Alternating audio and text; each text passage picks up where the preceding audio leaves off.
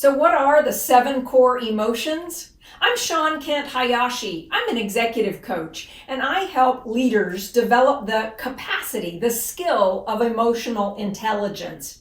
I'm often asked, how do I know what I'm feeling in the moment? And this is where it's so important to know what those 7 core emotions are. Imagine a ladder, a scale, a vibrational hierarchy, if you will. Love, joy, hope. That's the top of the ladder. Those are the really good, feel great emotions.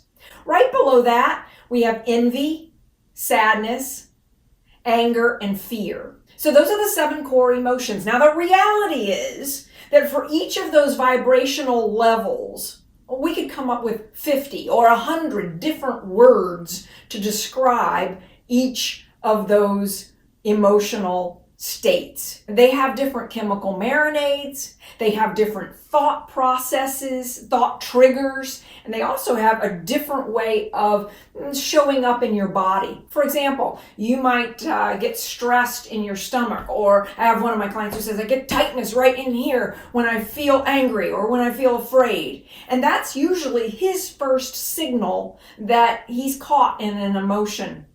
Other clients of mine will tell me that they have repetitive thought patterns that start to occur, and then they notice that they're in those thought patterns, and that's how they become aware of what they're feeling. So important to become aware of what you're feeling in the moment. First step, memorize love, joy, hope, envy, sadness, anger, and fear.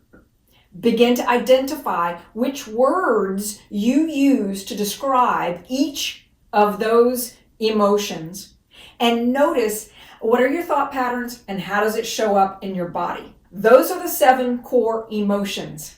If you haven't already, please subscribe to our channel and give us a thumbs up. Thank you for joining me today. I look forward to seeing you in the next video.